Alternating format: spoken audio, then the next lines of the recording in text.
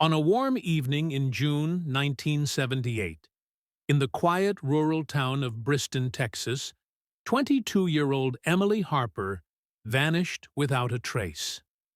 Emily was well known in her town, a kind-hearted waitress working at the local diner with dreams bigger than the town she served. She had shoulder-length brunette hair, a warm smile, and a gentle presence that made her unforgettable to everyone who met her. On the night she disappeared, she had finished her late shift and was last seen waving goodbye to her co-workers, getting into her light blue Chevrolet Nova. But the next morning, her car was found abandoned on a dirt road just 5 miles out of town. The driver's side door was ajar, her purse was still on the passenger seat, and the keys were in the ignition. There were no signs of a struggle, no footprints in the dry dirt, and no trace of Emily. The town quickly mobilized. Volunteers and police combed through fields, rivers, and abandoned barns. Missing posters appeared on every telephone pole. Her mother, Margaret Harper, appeared on local news, pleading for any information. But despite the attention, no clues surfaced. Rumors spread, some believed she ran away. Others were convinced she'd been abducted by someone she knew. The lead detective at the time, Frank Daly, pursued every angle, but with no body, no witness, and no hard evidence, the case slowly faded into silence. Emily's disappearance became a painful mystery, a whisper in Briston's history.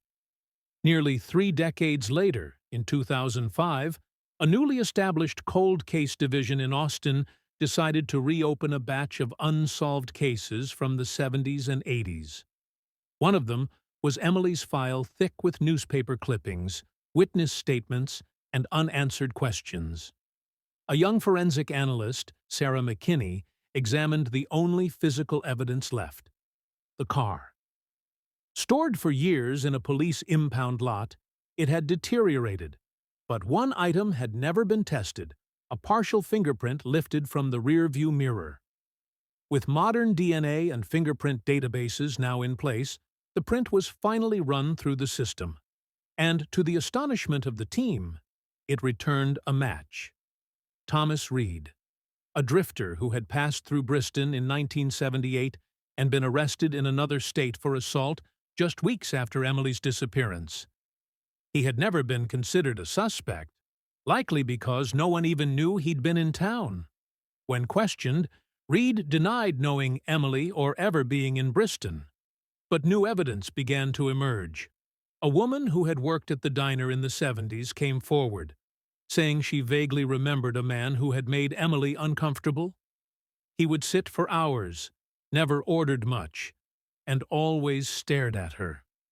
More chilling was the discovery of Reed's old storage unit in Arkansas, which had gone unpaid and been auctioned off. Inside, investigators found disturbing journal entries and drawings, one closely resembling Emily in her diner uniform.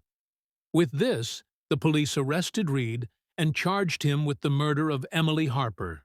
Though the prosecution had no body, the fingerprint, the disturbing evidence, and circumstantial testimonies were enough to convince a jury. Reed was sentenced to life in prison without parole. But even with the conviction, closure remained elusive. Emily's body was never found. Her mother, now in her 80s, still lives in the same house with the porch light always on, in case Emily somehow returns.